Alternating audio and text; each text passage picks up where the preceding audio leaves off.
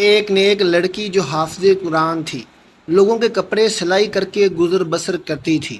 مرنے کے بعد وہ کیوں عذاب کا شکار ہوئی، اس کی قبر کا حال جان کر ہر کوئی دنگ رہ گیا، کیونکہ وہ بڑی نیک تھی۔ لوگوں کے اسرار پر جب اس کی ماں نے اس لڑکی کی حقیقت بتائی تو یہ جان کر سب کے رونگٹے کھڑے ہو گئے۔ لہٰذا گزارش یہی ہے کہ اس ویڈیو کو آخر تک ضرور دیکھیں، کیونکہ بہت ساری عورتیں کپڑے سلائی کرتے وقت ایسی غلطیاں کرتی ہیں۔ آج کی کہانی بڑی ہی سبق آموز اور خاص کر ان عورتوں اور مردوں کے لیے ہے جو سلائی کڑھائی جیسا کام کرتے ہیں، کیونکہ انجانے میں وہ ایسا گناہ کر جاتے ہیں جس کی وجہ سے انہیں بہت سخت عذاب کا سامنا کرنا پڑ سکتا ہے۔ دوستو، کہانی شروع کرتے ہیں۔ کسی شہر کے دور دراز علاقے میں فاطمہ نامی لڑکی اپنی ماں کے ساتھ رہتی تھی۔ اس کے باپ کا انتقال ہو چکا تھا۔ فاطمہ کی ماں نے فاطمہ کو قرآن پاک حفظ کروایا اور سکول کی تعلیم بھی دلوائی اور سلائی بھی سکھائی تھی، تاکہ یہ لوگوں کے کپڑے وغیرہ سلائی کر کے ان دونوں ماں بیٹی کی 2 وقت کی روٹی پوری ہو سکے۔ فاطمہ بہت ہی محنتی لڑکی تھی۔ اس کے کچھ اصول تھے جس سے وہ کبھی پیچھے نہیں ہٹتی تھی۔ ابھی بھی کتنی دیر سے اس کے پاس تو عورتیں بیٹھی ہوئی تھیں، بار بار کپڑے سلائی کے لیے اصرار کیے جا رہی تھیں، لیکن فاطمہ نے 2 ٹوک لفظوں میں انہیں جواب دے دیا کہ وہ ان کے کپڑے نہیں سی سکتی۔ وہ عورتیں فاطمہ کی منتیں سماجتیں کرنے لگیں۔ فاطمہ دیکھو، انکار نہ کرو، تم سب کے کپڑے سلائی کرتی ہو اور بہت اچھے کرتی ہو، ہمارے بھی کپڑے سلائی کر دو۔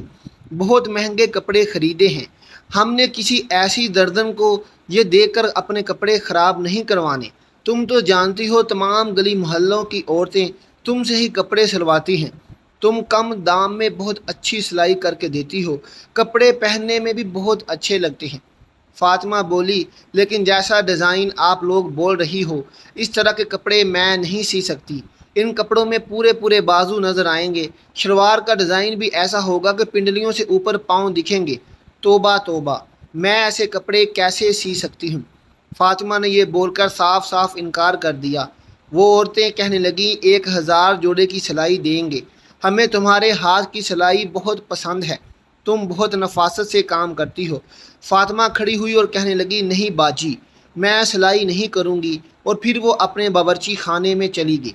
فاطمہ کی اماں نے شرمندگی سے ان دونوں عورتوں سے معذرت کی اور کہنے لگی، میری بیٹی تھوڑی پردے دار ہے، وہ اس لیے اس طرح کے کپڑے نہیں سیتی۔ وہ دونوں عورتوں کے جانے کے بعد فاطمہ کی ماں نے فاطمہ سے کہا، بیٹی تم کیوں آتی روزی کو دھکا دیتی ہو؟ آخر تم کپڑے سلائی کیوں نہیں کرنا چاہتی تھی؟ کوئی 4 پیسے آ جاتے۔ فاطمہ بولی، اماں، میں ایسے ہی بے حیائی کے کپڑے کسی کو سی کر نہیں دے سکتی۔ اتنا کہہ کر فاطمہ اپنا دوپٹہ سمیٹ کر وضو کرنے چلی گئی اور اس کی اماں بھی خاموش ہو گئی۔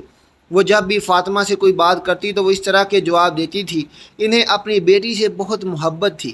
اس کی ماں بھی لوگوں کے گھروں کا کام کر کے آتی تھی اور بیٹی گھر پر محنت کرتی تھی۔ ایسا کرتے کرتے فاطمہ نے اپنے پورے جہیز کا سامان بنا لیا۔ پھر فاطمہ کی ماں نے اچھا لڑکا دیکھ کر فاطمہ کی شادی کر دی۔ وہ لڑکا غریب ضرور تھا، لیکن فاطمہ کی بہت عزت کیا کرتا تھا۔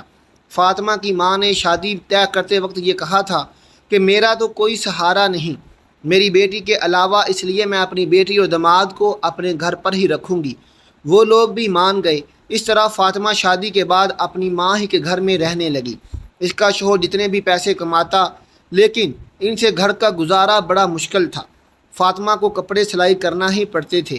وقت ایسے ہی گزرتا گیا۔ فاطمہ پریگننٹ ہو گئی۔ اب فاطمہ سے کپڑے سلائی کرنا بڑے مشکل ہو رہے تھے۔ ادھر فاطمہ کو یہ خوشخبری ملی اور ادھر سے شوہر نے گھر آ کر بتایا، اسے نوکری سے نکال دیا گیا ہے۔ فاطمہ یہ بات سن کر رونے تڑپنے لگی کہ اب میرا کیا ہوگا، میں اس حال میں بھی کپڑے سلائی کیسے کروں گی؟ فاطمہ کا شوہر اس کا بہت خیال رکھتا تھا۔ جب وہ کپڑے سلائی کرنے بیٹھتی تو فاطمہ کو وہیں بیٹھے چائے بنا کر دیتا، کبھی کھانا بھی بنا کر دیتا اور باہر نوکری بھی کرتا تھا۔ اب اکثر ہی فاطمہ کی اپنے شوہر سے کام کے سلسلے میں بحث ہو جاتی۔ شوہر سے وہ بدتمیزی کرنے لگی اور بد زبانی کرنے لگتی۔ جب شوہر کھانا کھانے بیٹھتا تو آگے سے یہ کہہ دیتی، نہ کام کا نہ کاج کا، دشمن اناج کا۔ وہ بیچارہ 2 نوالے کھاتا اور اٹھ کر باہر چلا جاتا۔ حالانکہ وہ بھی روز کام ڈھونڈنے جاتا تھا اور یہ تو اللہ کی مرضی تھی کہ اس کو کام مل ہی نہیں رہا تھا۔ ایسا کرتے کرتے آخر وہ دن آ گیا کہ فاطمہ کے گھر بیٹی پیدا ہوئی۔ فاطمہ کا شوہر اور فاطمہ کی ماں بچی کو دیکھ کر بہت خوش ہوئے۔ فاطمہ کا شوہر بچے کی خوشی میں گھر گھر میں مٹھائیاں بانٹ رہا تھا۔ ادھر فاطمہ کے شوہر کو بچی کی خوشخبری ملی اور ادھر فاطمہ کے شوہر کا کام بھی لگ گیا۔ جہاں فاطمہ کے شوہر کو کام ملا وہ ٹھیکیدار بڑا ہی سخت مزاج تھا، مزدوروں کے ساتھ بدتمیزی سے پیش آتا تھا، بس اسے کام ہی پیارا تھا۔ لوگ بس مجبوری کے تحت اس کے پاس کام کرتے تھے اور اکثر وہ مزدوروں کو گندی گندی گالیاں بھی دیتا اور ڈانٹ ڈپٹ بھی کرتا تھا۔ ادھر فاطمہ کے گھر کا گزارا مشکل ہو رہا تھا۔ یا بیٹی تھوڑی بڑی ہوئی تو فاطمہ نے پھر سے اپنی سلائی کا کام شروع کر دیا تاکہ اس کی بیٹی کا خرچ پورا ہو سکے۔ جو بھی عورتیں کپڑے سلوا کر لے جاتی، ان کے کپڑوں میں سے جو کپڑا بچ جاتا وہ عورتیں اسی کو دے دیتی۔ اسی کپڑے سے وہ اپنی بیٹی کے چھوٹے چھوٹے فراق سلائی کر لیتی اور اس کو پہناتی۔ اس طرح وہ گزر بسر کر لیتی، کیونکہ فاطمہ کے شوہر کی اتنی کمائی نہیں تھی کہ جس سے وہ زیادہ خرچ کر سکے۔ بجلی کے بل اور گھر کا سودا صرف شوہر پورا کر سکتا تھا۔ پھر ایک دن خدا کی کرنی ایسی ہوئی کہ ان لوگوں کے گھر میں زلزلہ سا آ گیا۔ ہوا کچھ یوں، فاطمہ کا پاؤں اچانک سیڑھیوں سے پھسلا اور وہ پھسلتی ہوئی نیچے آخری سیڑھی تک آ گئی۔ اس کے سر سے اتنا خون بہہ گیا۔ فاطمہ کی ماں رونے چلانے لگی۔ پورا محلہ ان کے گھر میں اکٹھا ہو گیا۔ جلدی سے فاطمہ کے شوہر کو خبر دی گئی۔ جمعہ کا دن تھا اور فاطمہ کا شوہر اس لیے آج کام پر تھا کہ ایکسٹرا جو پیسے ملیں گے میں اپنی بچی کے لیے کھلونے خریدوں گا۔ اس دن کوئی اور مزدور کام پر نہیں آیا تھا۔ جب فاطمہ کے شوہر کو بیوی کی خبر ملی تو جلدی سے اندھا دھند اس نے تالے لگائے اور بھاگ کر گھر واپس آ گیا۔ چابی اس نے اپنی جیب میں رکھ لی اور جلدی سے گھر آ گیا۔ ڈاکٹر کے پاس لے جاتے فاطمہ راستے میں ہی دم توڑ گئی۔ فاطمہ کے شوہر کو فاطمہ کی کئی باتیں یاد آ رہی تھیں۔ وہ تڑپ تڑپ کر رو رہا تھا اور فاطمہ کی ماں بھی بلک بلک کر رو رہی تھی۔ فاطمہ کا شوہر اس لیے بھی زیادہ رو رہا تھا کہ اس کی معصوم سی بچی ہے، اس کا کیا بنے گا۔ ابھی تو وہ اتنی چھوٹی تھی کہ ماں کا دودھ پیتی تھی۔ یہ سب سوچ کر وہ اور بھی اونچی اونچی آواز میں رونے لگا۔ فاطمہ کی اچانک موت پر ہر کوئی افسوس کرنے لگا۔ کون جانتا تھا کہ ایک جوان لڑکی بڑی جوانی میں ایسے خاموشی سے اس دنیا کو چھوڑ جائے گی۔ ہر کوئی فاطمہ کی نیکی کے گن گایا کرتا تھا۔ سبھی جانتے تھے وہ کتنی نیک تھی، پرہیزگار تھی، ہر کسی کا خیال رکھنے والی تھی۔ ہر کوئی اس کی تعریف میں لگا ہوا تھا۔ فاطمہ کی ماں اور شوہر کا رو رو کر برا حال ہو گیا۔ وہ دونوں غم سے نڈھال تھے۔ پھر تدفین کا وقت قریب آیا اور فاطمہ کا جنازہ اٹھ گیا۔ فاطمہ کو قریبی قبرستان لے جا کر دفنا دیا گیا۔ اس کو دفناتے وقت اس کا شوہر قبر کے اندر اترا تھا اور اسی دوران اس کی جیب میں سے وہ چابیاں نکل کر قبر کے اندر گر گئیں جہاں کام سے وہ تالے لگا کر آیا تھا۔ اس کے شوہر کو اس بات کا پتہ ہی نہ چلا۔ وہ گھر لوٹ آیا۔ شام ہوتے ہی سب لوگ اپنے اپنے گھروں کو چلے گئے۔ سب جانے کے بعد گھر بالکل ویران سا ہو گیا۔ فاطمہ کی سلائی مشین سامنے ہی رکھی ہوئی تھی، جسے دیکھ کر اس کی ماں زاروں قطار رونے لگ جاتی، کیونکہ اس کو پہلے بیوہ ہونے کا دکھ تھا اور اب بیٹی کے چلے جانے کا اور چھوٹی نواسی کا تنہا رہ جانے کا۔ اب یہ بار بار اسی دکھ میں سلتی بلتی تھی۔ فاطمہ کے شوہر نے فاطمہ کی ماں کو سنبھالا اور بیٹی کو گود میں لیا، لیکن ماں کو کہاں قرار آنا تھا جس کی جوان بیٹی اس دنیا سے چلی گئی ہو۔ وہ بس یہی بولی جا رہی تھی کہ ابھی ابھی میری بیٹی یہاں سلائی کر رہی تھی، یہ سب کیسے اور کیا ہو گیا۔ اس کی ماں کو تو یقین ہی نہیں آ رہا تھا کہ اس کی بیٹی اس دنیا سے جا چکی ہے۔ فاطمہ کی ننھی بیٹی بھی بلک بلک کر رو رہی تھی اور فاطمہ کا شوہر نہیں چاہتا تھا کہ وہ اگلے 2-3 دن کام پر جائے۔ وہ اپنی بیٹی کا خوب خیال رکھنا چاہتا تھا اور بیوی کے غم میں بہت نڈھال تھا، اس لیے وہ مالک کو بتانا چاہتا تھا کہ میں اگلے 3 دن کام پر نہیں آؤں گا۔ جیسے ہی فاطمہ کے شوہر نے جیب کو ہاتھ لگایا تو اس کی جیب میں چابیاں نہیں تھیں۔ وہ سوچ میں پڑ گیا کہ آخر چابیاں کہاں چلی گئی ہیں۔ بہت سوچنے کے بعد اس کے دماغ میں یہ خیال آیا کہ چابیاں تو اس نے جیب میں رکھی تھیں۔ فاطمہ کی ماں بھی اپنے دماغ کی پریشانی والا چہرہ دیکھ رہی تھی۔ کہنے لگی، بیٹا کیا بات ہے؟ تب ارسلان نے اپنی ساس کو بتایا، ماں جی میری جیب میں چابیاں تھیں، وہ پتہ نہیں کہاں گر گئیں، پتہ نہیں مسجد میں گر گئیں یا قبرستان میں گر گئیں۔ اس وقت ارسلان کے ذہن میں یہ بات آئی کہ جب وہ قبر کے اندر اترا تھا اس وقت کہیں چابیاں قبر میں تو نہیں گر گئیں۔ وہ بہت زیادہ پریشان ہو گیا کیونکہ وہ ٹھیکیدار بہت ہی گندا اور زہریلا اور سخت آدمی تھا۔ اس نے ارسلان کو چھوڑنا نہیں تھا، ذرا سی چابیوں کے گم ہونے پر وہ ارسلان کو مار ہی دیتا۔ اتنی دیر میں ٹھیکیدار کا فون آ گیا اور اس نے کہا صبح بندے کام پر لگانے ہیں، مجھے ابھی اور اسی وقت راتوں رات چابیاں دے کر جاؤ تاکہ میں باقی کے کام پر صبح سویرے مزدوروں کو لگا سکوں۔ اتنی بات سن کر ارسلان کا حلق خشک ہو گیا۔ وہ یہ بھی نہ کہہ سکا کہ چابیاں کہیں گم ہو گئی ہیں۔ اس نے بس اتنا ہی کہا کہ میں آپ کو چابیاں سویرے پہنچا دوں گا۔ اب اسے راتوں رات میں چابیاں تلاش کرنی تھیں۔ بہت سوچ بچار کرنے کے بعد اس نے قبرستان کا رخ کیا۔ رات کے 12 بج رہے تھے اور فاطمہ کی بیٹی ابھی نانی کے پاس سو رہی تھی۔ فاطمہ کا شوہر رات کے 12 بجے ہی قبرستان کی طرف جانے لگا۔ اس کا دل گھبراہٹ کا شکار تھا۔ وہ بہت زیادہ پریشان تھا کیونکہ وہ اس سے پہلے اتنی رات کو قبرستان نہیں آیا تھا۔ یہ قبرستان گاؤں سے کچھ دور واقع تھا۔ اسے بالکل بھی سمجھ نہیں آ رہا تھا کہ وہ کیا کرے، لیکن یہ بھی مجبوری تھی۔ وہ قیمتی چابیاں تھیں، اس نے اپنی لاپرواہی سے گم کر دی تھیں اور چابیوں کو تلاش کرتے کرتے وہ رات کے 12 بجے قبرستان پہنچ گیا تھا۔ ایک عجیب سی موت کی وحشت تھی۔ فاطمہ کے شوہر ارسلان کا دل بیٹھنے لگا۔ شام کو ہی اس نے اپنی بیوی کو جس قبر میں دفن کیا تھا وہ اس کے قریب پہنچ گیا۔ پھر اس نے پیروں کی طرف سے کھدائی شروع کر دی۔ اس کا مقصد اپنی چابیوں کا حصول تھا۔ اب اس نے تھوڑا ہی حصہ کھودا تھا کہ گھورکن وہاں پہنچ گیا اور غصے سے کہنے لگا، یہ تم کیا کر رہے ہو؟ کیا تم کوئی کفن چور ہو؟ فاطمہ کے شوہر نے گھبرا کر ٹارچ اپنے چہرے کی طرف کیا تو گھورکن کہنے لگا، تم تو وہی ہونا جس کی بیوی کو شام میں یہاں دفن کیا گیا ہے۔ فاطمہ کا شوہر گھبرا کر کہنے لگا، ہاں، میں شام کو اپنی بیوی کو یہاں دفنانے آیا تھا، لیکن بیوی کو دفناتے ہوئے میری قیمتی چابیاں جیب سے قبر میں گر گئی ہیں اور وہ چابیاں میرے لیے بہت ضروری ہیں۔ براہ کرم آپ ہی میری مدد کر دو۔ یہ سننا تھا کہ وہ آدمی جو گھورکن تھا فاطمہ کے شوہر کی مدد کرنے لگا۔ دونوں نے مل کر بہت جلدی اچھی خاصی قبر کھود ڈالی۔ فاطمہ کا شوہر کا ڈر بھی ختم ہو چکا تھا اور چابی ملنے کی امید بھی جاگ گئی تھی۔ کچھ ہی دیر کے بعد قبر پوری طرح کھل چکی تھی۔ جب فاطمہ کے شوہر نے قبر کے اندر کا منظر دیکھا تو اس کے شوہر کے ہوش اڑ گئے۔ گھورکن نے دوبارہ سے جلدی جلدی قبر میں مٹی ڈالنا شروع کر دی۔ اس کے بھی پسینے چھوٹ رہے تھے۔ وہ کہنے لگا، تمہاری بیوی کیسی عورت تھی جو اس کی قبر میں ایسا عذاب ہو رہا ہے؟ فاطمہ کے شوہر کو تو خود بھی یقین نہیں آ رہا تھا۔ جو کچھ اس نے دیکھا وہ سچ میں کیا اس کی بیوی کے ساتھ ہی ہو رہا تھا؟ فاطمہ تو بہت اچھی اور نیک نیت لڑکی تھی، ہر کوئی اعتراف کرتا تھا۔ اس نے تو کبھی کوئی ایسا گناہ نہیں کیا تھا جس کی وجہ سے اس کا یہ حال ہوا۔ وہ پریشانی سے تڑپنے لگا، میری بیوی نے ایسا کون سا گناہ کیا؟ اتنی بڑی سزا اس کو مل رہی ہے۔ گھورکن نے کہا، تم چابیوں کا کوئی اور انتظام کر لو، قبر میں چابیاں ڈھونڈنا بہت مشکل ہے، اور تم نے خود ہی دیکھا نا کہ اس کا یہ عذاب ختم نہیں ہو رہا اور وہ کس حال میں ہے۔ اس کی طرف سے توبہ استغفار کرو، اور اگر کوئی گناہ ایسا ہے جو اس نے اپنی زندگی میں کیا ہے تو اس کے بارے میں پتہ لگاؤ تاکہ اس کی مغفرت ہو سکے۔ ارسلان روتے روتے اپنے گھر واپس پہنچا۔ فاطمہ کی ماں نے اسے دیکھا تو کہنے لگی، تم اتنی رات تک کہاں تھے؟ میں کب سے تمہارے لیے پریشان تھی۔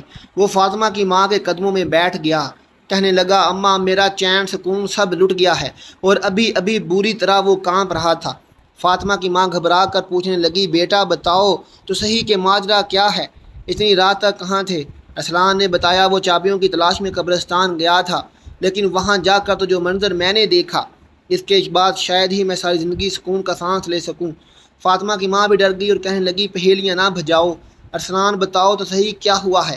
اور پھر ارسلان نے روتے ہوئے بتایا کہ جب فاطمہ کی قبر کھودی گئی تاکہ چابیوں کو تلاش کر سکوں، میرے ہوش اڑ گئے۔ اماں، فاطمہ جیسی نیک عورت کو اتنا سخت عذاب ہو رہا تھا، میں آپ کو بتا ہی نہیں سکتا۔ فاطمہ کے ہونٹوں پر آگ جل رہی تھی اور وہ بری طرح چیخیں مار رہی تھی۔ میں نے آگ بجھانے کی کوشش کی تو مجھے اس کے سیاہ ہونٹ نظر آئے جو بہت بڑے ہو چکے تھے، جیسے وہ لٹک گئے ہوں، جبکہ باقی کا جسم سلامت تھا۔ تھوڑی دیر کے لیے آگ بجھی اور پھر دوبارہ بھڑک اٹھی۔ پہلے تو میں سمجھ نہیں سکا کہ یہ کیا ہے، پھر مجھے گھورکن نے بتایا کہ یہ عذاب الہی ہے اور صرف اس کے ہونٹوں کو جلا رہا ہے۔ وہ روتے ہوئے کہنے لگا، اماں، سمجھ نہیں آتی کہ اس کے ہونٹوں پر آگ کیوں لگی تھی۔ وہ تو ان ہونٹوں سے ہر وقت اللہ کا ذکر بیان کرتی تھی اور اس نے کبھی کسی کے ہونٹوں سے برائی نہیں کی تھی، اور وہ اچھی عورت تھی۔ فاطمہ کی ماں اس کا شوہر ایسے ہی ساری رات روتے ہوئے اللہ تعالیٰ سے فاطمہ کی مغفرت کے لیے دعائیں مانگنے لگے۔ فجر کی اذان ہوئی تو فاطمہ کی ماں کہنے لگی، مسجد کے امام صاحب کو خاموشی سے ساری باتیں بتاؤ اور پتہ کرو کہ کیا معاملہ ہے۔ میری بیٹی کے ساتھ ایسا کیوں ہو رہا ہے؟ کیا اس سے کوئی غلطی ہوئی ہے؟ امام صاحب بہت ہی نیک اور پہنچے ہوئے انسان تھے، یقیناً وہ ہماری ضرور مدد کریں گے۔ ارسلان کو بھی یہ بات مناسب لگی، اس مسئلے کا اگر کوئی حل بتا سکتا تھا تو وہ امام صاحب ہی تھے۔ ارسلان نماز کے لیے گیا تو نماز کے بعد اس نے مسجد کے امام صاحب کو روک لیا اور تنہائی میں انہیں روتے ہوئے ساری بات بتا دی۔ یہ سن کر وہ کہنے لگے، میں فاطمہ کی ماں سے ملنا چاہتا ہوں۔ وہ امام صاحب کو اپنے گھر لے آیا اور فاطمہ کی ماں سے اس کی ملاقات کروا دی۔ امام صاحب پوچھنے لگے، اماں بتاؤ، فاطمہ کہیں کسی کی چگلی تو نہیں کرتی تھی یا کوئی ایسا گناہ جو اس کے منہ سے ہوتا ہو؟ فاطمہ کی ماں کہنے لگی، نہیں، میری بچی صرف سلائی کا کام کرتی تھی، اسے اتنی فرصت کہاں کہ وہ اس پڑوس میں جائے یا اپنی سہیلیوں کو اپنے پاس بلائے۔ پھر یہ سن کر امام صاحب نے کہا، ایک سوال، جس سے فاطمہ کی ماں چونک اٹھی۔ امام صاحب نے کہا، فاطمہ کسی کی امانت کو اپنے پاس رکھتی تھی، یعنی کوئی بچا ہوا کپڑا، کوئی جوڑے پر لگنے والی لیس وغیرہ؟ فاطمہ کی ماں کہنے لگی، فاطمہ تو بچے ہوئے کپڑے اور دھاگا وغیرہ سب واپس لوٹا دیتی تھی، اور جو کپڑا اسے چاہیے ہوتا تھا وہ پوچھ کر لیا کرتی تھی۔ امام صاحب کہنے لگے، سوچ لو کہ ایسی غلطی ہو سکتی ہے جس کی وجہ سے اس کے منہ کو عذاب ہو رہا ہے، لیکن پھر بھی اس نے جانے انجانے میں کوئی ایسا گناہ تو ضرور کیا ہے۔ امانتوں کے معاملے میں ہمیں بہت سخت طور پر سوال جواب کا سامنا ہوگا۔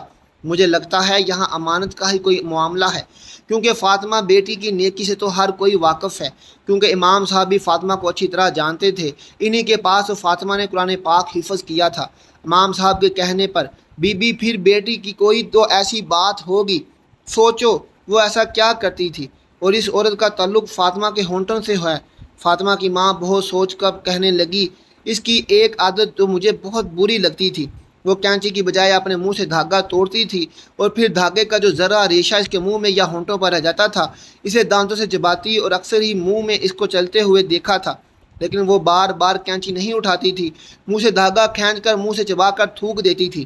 بہت بار میں نے اسے سمجھایا کہ اس طرح ہونٹ بھی کٹ سکتا ہے، لیکن فاطمہ کی یہ عادت اب پکی ہو چکی تھی۔ یہ سنتے ہی امام صاحب کہنے لگے، تو پھر ہو سکتا ہے یہ عذاب اسی دھاگے کے ذرے کی وجہ سے ہو، کیونکہ جب فاطمہ کی موت ہوئی تھی تو اس سے پہلے وہ کپڑے سلائی کرتی کرتی اٹھ کر سیڑھیوں کی طرف گئی تھی۔ شاید اس کی موت کے وقت وہ دھاگے کا ذرہ اس کے منہ میں رہ گیا ہو اور اسی دھاگے کی وجہ سے اس پر عذاب ہو رہا ہو۔ سلائی کے بچے ہوئے سامان کے ساتھ دھاگے کا ایک ذرہ سا ٹکڑا بھی اس شخص کی امانت کہلاتا ہے جو کپڑوں کی سلائی کے پیسے دیتا ہے۔ ساری بچی ہوئی چیزوں کی طرح دھاگا اور دوسری چیزیں بھی واپس کرنا ضروری ہوتا ہے۔ بہتر ہے کہ آپ لوگ اس طرح سے مغفرت کی دعائیں کریں، اور جو لوگ بھی فاطمہ سے کپڑے سلواتے تھے ان سے بات کر کے فاطمہ کی عادت کے بارے میں بتائیں اور اس کے لیے معافی مانگ لیں۔ یہ سن کر فاطمہ کی ماں بہت زیادہ پریشان ہوئی۔ بظاہر تو یہ بہت معمولی سی بات تھی، لیکن اس کی وجہ سے فاطمہ کو اتنا سخت عذاب ہوا یہ ان کے وہم و گمان میں بھی نہ تھا۔ پھر فاطمہ کی ماں نے ان سب لوگوں کو اپنے گھر میں جمع کیا جن کے کپڑے وہ سلائی کرتی تھی، اور سب کو فاطمہ کی چھوٹی سی عادت کا بتا کر فاطمہ کی مغفرت کے لیے ہاتھ جوڑے۔ لیکن یہ کوئی ایسی بڑی بات تو نہیں تھی، اس لیے سب نے فوراً معاف کر دیا، اور کچھ لوگوں کی نظر میں تو یہ گناہ بھی نہیں تھا، لیکن جو بات انسان کے نزدیک معمولی سی ہوتی ہے اعمال میں وہ اکثر بھاری ہوتی ہے۔ یہاں اب یہ معاملہ امانت کا تھا، شاید اس لیے فاطمہ کی پکڑ ہو گئی تھی۔ سب لوگ فاطمہ کی اچھی عادتوں سے واقف تھے، اس لیے فاطمہ کو معاف کر کے چلے گئے۔ اسی رات فاطمہ کی ماں نے اپنے دماغ سے کہا، جلدی سے دوبارہ چابیوں کے لیے تم اس کی قبر لازمی کھودو اور اندر کا منظر دیکھ کر بتاؤ کہ اس پر عذاب ہٹ گیا ہے۔ فاطمہ کی ماں جاننا چاہتی تھی کہ اس کے عذاب کے پیچھے اصل وجہ کیا تھی، کیا واقعی ایک ذرا سا دھاگا اس پر عذاب کی وجہ بنا تھا۔ اس رات ارسلان پھر گورکن کے پاس گیا اور ان دونوں نے مل کر قبر کھودی تو دیکھا کہ فاطمہ کی میت بالکل ٹھیک تھی، اس کے پاس سے خوشبو آ رہی تھی، کسی قسم کا کوئی عذاب نہیں ہو رہا تھا، چابیاں بھی اسی قبر میں تھیں۔ ارسلان نے وہ چابیاں وہاں سے اٹھائیں اور قبر واپس سے بند کر دی، اور گھر واپس آ کر فاطمہ کی ماں کو سارا ماجرا سنایا۔ انہوں نے اللہ کا شکر ادا کیا، ان کی بیٹی پر سے عذاب الہی ہٹ گیا، اور پھر جب یہ بات گاؤں والوں کو بتائی گئی تو انہوں نے حیرانی سے کہا کہ اس قدر نیکوکار عورت کو ایک امانت کی وجہ سے اتنے عذاب کا سامنا کرنا پڑا تھا۔ سارے گاؤں والوں نے توبہ و استغفار کی اور پھر سب نے اپنے معاملات کو سدھارنے کی کوشش کی۔ اسی دن کے بعد گاؤں میں ہر کوئی امانت کو لے کر بہت چکنا ہو گیا۔ کسی کے پاس کسی کی ذرا سی چیز بھی ہوتی تو اسے فوراً واپس لوٹایا جاتا۔ فاطمہ تو چلی گئی تھی، لیکن جاتے جاتے اپنی ماں اور شوہر کو اداس کر گئی تھی۔ وہ فاطمہ کی بیٹی اور فاطمہ کا شوہر اور ماں تینوں اسے ہر وقت بار بار یاد کرتے۔ فاطمہ تو پھول تھی جس کی خوشبو چاروں طرف بکھری ہوئی تھی، اس کے جانے کے باوجود بھی لوگ اسے بالکل نہیں بھولے تھے۔ وہ اپنے اچھے اخلاق اور رویے کی وجہ سے سب کے دلوں میں آج بھی زندہ ہے۔ وہ اب جنت کے کسی اعلیٰ مقام پر ہوگی۔ جو چھوٹا سا گناہ اس سے ہوا تھا، اس کی سزا وہ بھگت چکی تھی۔ کہنے کو تو یہ صرف معمولی سی بات ہے کہ چھوٹا سا دھاگے کا ٹکڑا منہ سے توڑنے پر اس کا ریشہ منہ میں رہ گیا، جسے فاطمہ نے چبا کر تھوک بھی دیا تھا۔ لیکن اکثر سلائی کرنے والی عورتوں کے ساتھ یہ معاملہ ہوتا ہے۔ بہت سی عورتوں کو میں نے خود منہ سے دھاگا کترتے ہوئے دیکھا ہے، لیکن کیا کبھی کسی نے سوچا ہے کہ اس کی وجہ سے بھی انسان کو اللہ کے آگے جواب دینا ہوگا؟ یہ دھاگے کا ذرہ بھی امانت کا ایک حصہ ہے اور یہ معاملہ قبر تک جائے گا، اور اس ذرا سی لاپرواہی کی وجہ سے بھی اللہ کا عذاب ہوگا۔ اس لیے آج کی یہ ویڈیو ہر اس شخص کے نام ہے جو سلائی کڑھائی کا کام کرتا ہے۔